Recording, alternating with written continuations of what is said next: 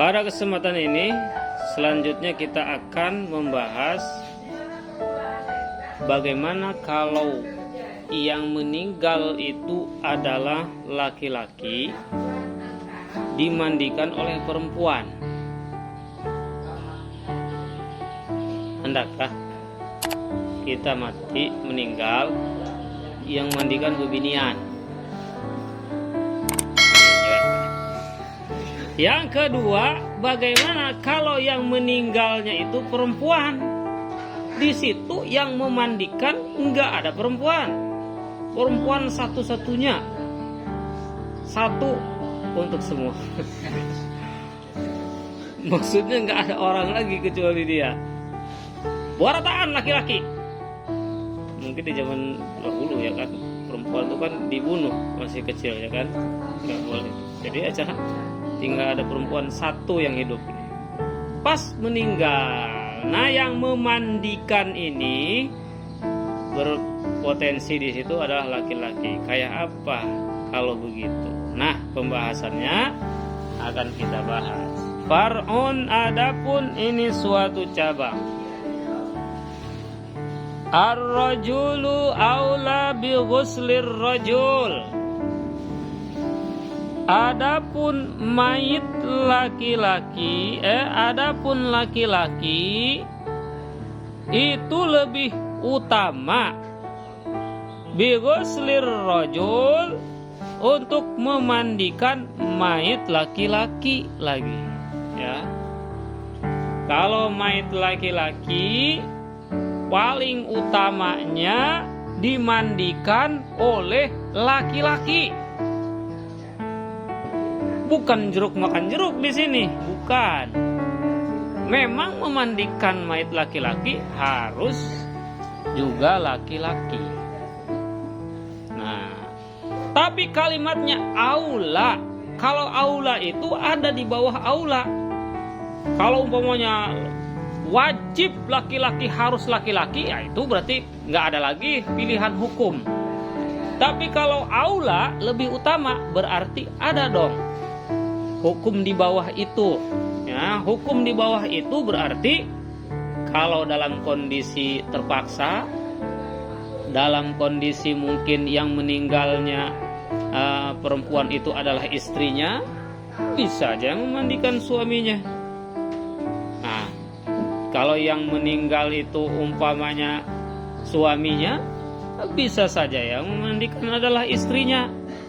Berarti memandikan laki-laki enggak wajib seutuhnya laki-laki.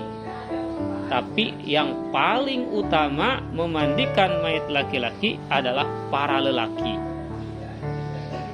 Wal mar'atu aula bi ghuslil mar'ah.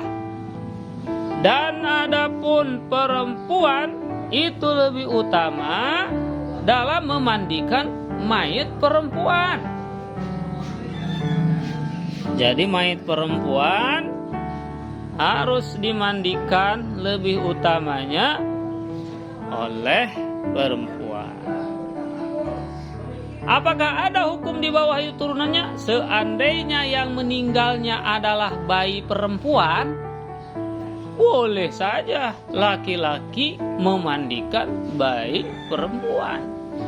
Jadi makanya enggak mati langsung, enggak tetap langsung hukumnya bahwa perempuan wajib dimandikan oleh perempuan. Enggak. Dalam kondisi-kondisi tertentu silahkan.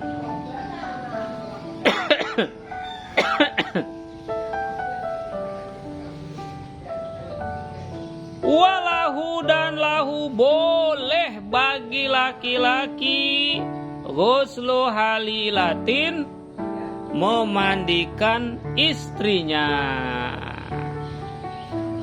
Kuantarkan sampai kuburan,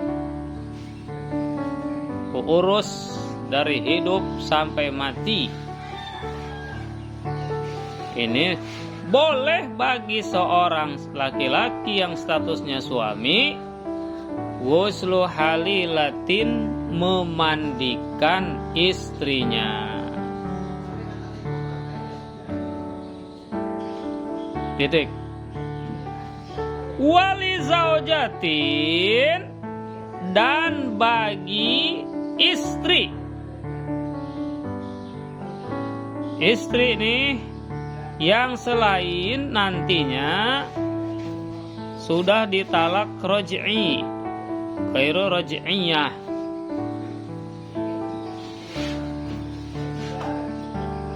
Wali zaujatin la amatin, tidak bagi amat. Amat hamba sahaya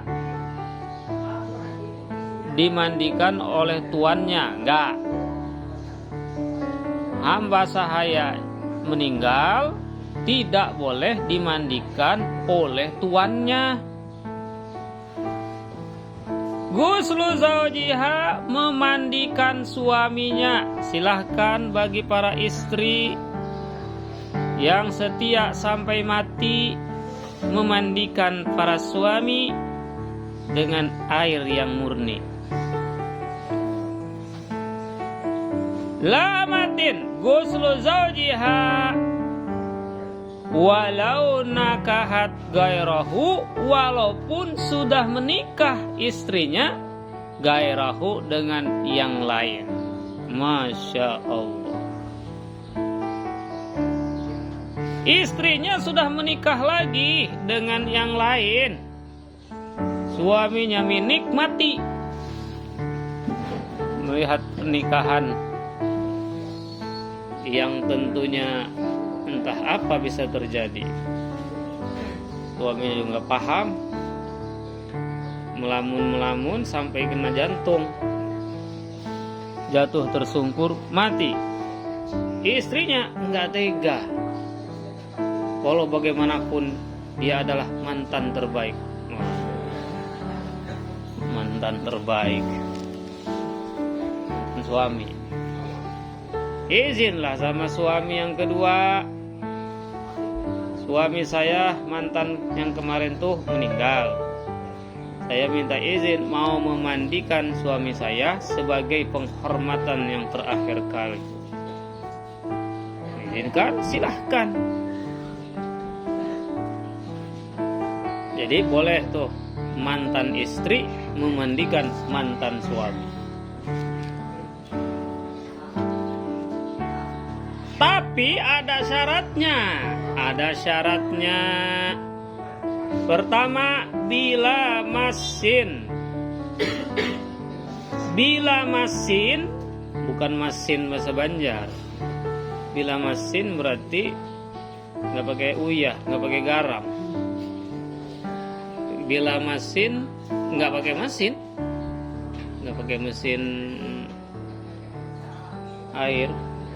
Bila masin, lamas. Jangan sampai lemas. Tapi kalau bahasa Arab, bila masin itu artinya tidak menyentuh langsung. Bila masin tanpa menyentuh langsung.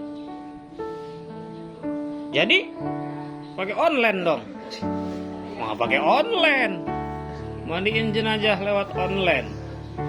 Nggak menyentuh, nggak begitu.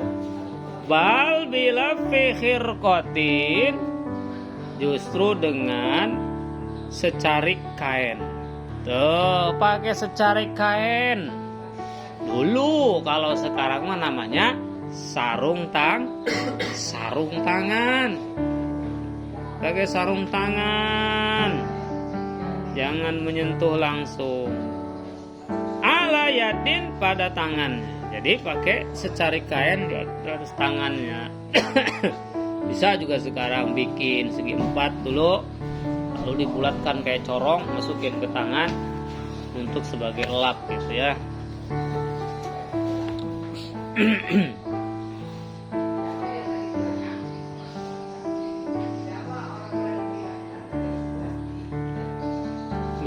Bal bil khirqatin ala yadin. Fa in khalafa sahal ghuslu. Maka apabila menyalahi, fa in khalafa, maka apabila menyalahi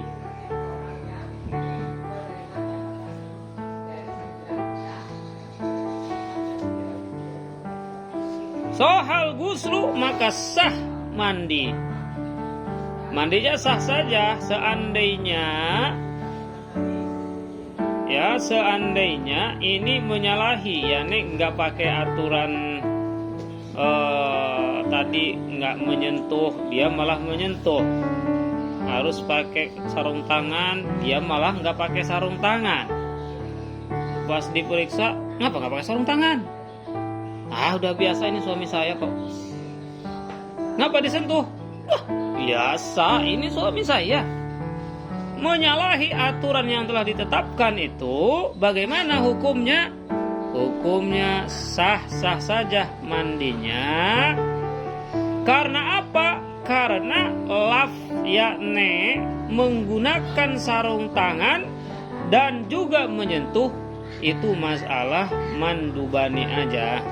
Disunahkan, dianjurkan jangan menyentuh. Disunahkan, dianjurkan jangan sampai tidak menggunakan sarung tangan. Ya. Jadi kalau kejadiannya ada seperti itu, enggak masalah. Sekarang, fa in lam yahdur illa ajnabiyyun fil mar'ah aw ajnabiyyatun fir rajul. Fa in lam yahdur, maka apabila tidak hadir, tidak ada, illa ajnabiyun, kecuali orang lain, laki-laki lain. Laki-laki sabarataan. Sabarataan itu apa? Semuanya laki-laki. Kayak kita nih laki-laki kan ya? Semuanya. Fil mar'ah, pada kematian atau pada mayit perempuan. Ada perempuan meninggal di padang laki-laki. Atau sebaliknya, au ajnabiyatun, atau perempuan lain fir rajul, pada mayit laki-laki. Ada mayit laki-laki meninggal di padang perempuan. Perempuan semuanya. Itu bukan keluarga, orang lain. Apa solusinya? Apakah itu perempuan dimandikan oleh laki-laki yang banyak tadi? Atau perempuan yang meninggal, laki-laki yang meninggal di padang perempuan, yang memandikan itu adalah perempuan? Oh, nyaman sekali. Bisa kada talah mandinya. Takai orang. Jadi bagaimana? Yumima al-mayitu, ditayamumkan siapa mayit. Nanti ngambil kesempatan dalam kematian, dalam kesempitan. Ngambil kesempatan dalam kematian. Itu namanya berbahagia di atas kematian orang lain. Bukan penderitaan, nggak ada penderitaan. Berbahagia di atas kematian orang lain. Itu namanya